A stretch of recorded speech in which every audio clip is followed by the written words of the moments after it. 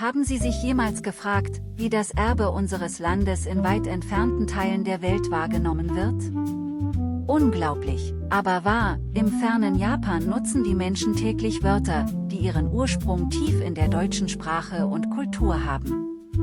Nach diesem Video werden Sie mit neuem Stolz auf die Geschichte und den Einfluss blicken, den Deutschland weltweit geprägt hat. Kommen wir direkt zum Kern der Sache. In Japan prägt die deutsche Sprache bis heute Schlüsselbereiche wie die Medizin, die Bergsteigerkultur und sogar den Alltag. Doch hier geht es um weit mehr als nur um sprachliche Lehnwörter. Es ist die Geschichte einer tiefen Bewunderung und des Vertrauens, das Japan seit der Meiji-Restauration für das deutsche Streben nach Präzision, Wissenschaft und Kultur hegt.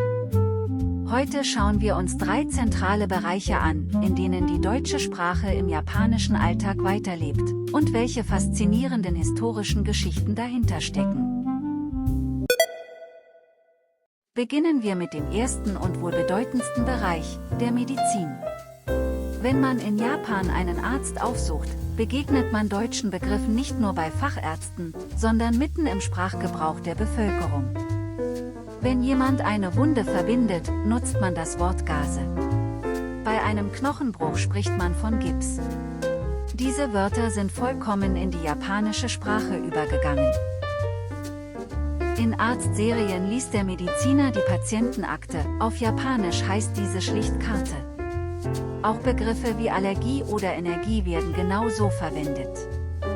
Im Operationssaal geht es noch weiter. Eine Operation wird kurz Ope genannt, eine Spritze heißt Syringe oder direkt Spritze, und der Patient wird historisch oft als Kranke bezeichnet. Warum ist die japanische Medizinwelt so tief deutsch geprägt? Reisen wir rund 150 Jahre zurück in die Meiji-Zeit Ende des 19. Jahrhunderts. Japan öffnete sich nach Jahrhunderten der Isolation der Welt und suchte nach den besten Vorbildern für seine Modernisierung. Als es um die Medizin ging, entschied sich die japanische Regierung einstimmig für das damals weltweit führende System, das Deutsche Kaiserreich.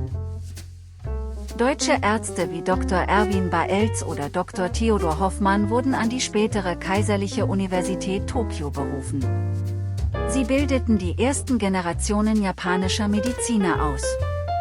Die Behandlungsprotokolle, die Karten auf Deutsch zu verfassen, galt fortan als Zeichen höchster akademischer Exzellenz. Bis weit in die Nachkriegszeit war Deutsch für japanische Medizinstudenten ein absolutes Pflichtfach. Dass Japan heute über eines der fortschrittlichsten Gesundheitssysteme der Welt verfügt, verdankt es nicht zuletzt diesem deutschen Fundament. Der zweite Bereich führt uns in die Natur, die Bergsteiger- und Skikultur. Japan ist ein bergiges Land, rund 70% der Fläche sind von Gebirgen bedeckt. Und wer in Japan wandert oder Ski fährt, nutzt Vokabeln, die jedem Deutschen vertraut vorkommen. Der Rucksack wird schlicht Rokko genannt. Eine Schutzhütte in den Bergen heißt Hütte. Schwieriges Gelände oder steile Felswände bezeichnet man als Gelände oder Stern. Auch im Wintersport setzte sich die deutsche Fachsprache durch. Techniken wie der Stemmbogen oder das Wedeln wurden direkt in den japanischen Wortschatz übernommen. In den 1920er und 30er Jahren erlebte Japan einen gewaltigen Outdoor-Boom.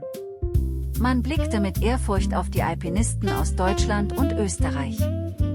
Für die damalige japanische Elite und Universitätsjugend war die deutsche Bergkultur nicht nur Sport, sie war ein Lebensgefühl. Es ging um Charakterbildung, Respekt vor den Gewalten der Natur und Kameradschaft. Der Geist des deutschen Alpinismus zog so in die Herzen der japanischen Bergsteiger ein und lebt in den Höhenzügen Japans bis heute weiter.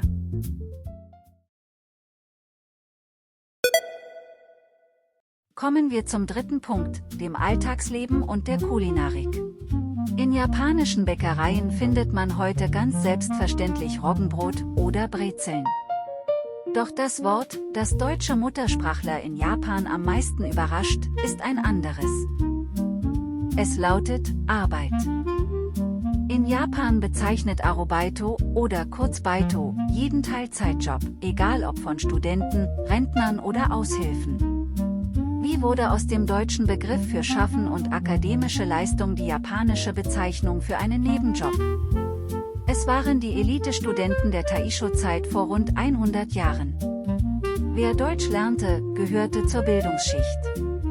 Wenn diese Studenten neben dem Studium Nachhilfe gaben oder übersetzten, nannten sie diese Tätigkeit stolz ihre Arbeit.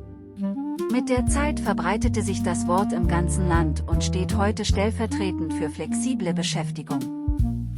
Und schließlich dürfen wir ein Getränk nicht vergessen, das Bier. Japanische Weltmarken wie Sapporo oder Jebisu verdanken ihre Entstehung japanischen Braumeistern, die im 19. Jahrhundert nach Deutschland reisten. Sie erlernten das traditionelle Brauhandwerk nach dem Reinheitsgebot und brachten dieses Wissen nach Japan zurück. Wenn Japaner heute nach Feierabend mit einem kühlen Bier anstoßen, feiert das deutsche Brauhandwerk im Stillen mit. Wenn Ihnen dieser Einblick in die deutsch-japanische Geschichte gefallen hat, geben Sie dem Video gerne einen Daumen nach oben und abonnieren Sie unseren Kanal für weitere spannende Kulturgeschichten. Kennen Sie vielleicht noch weitere deutsche Wörter, die ihren Weg ins Ausland gefunden haben? Schreiben Sie es uns gerne in die Kommentare. Vielen Dank fürs Zusehen und bis zum nächsten Mal. Auf Wiedersehen.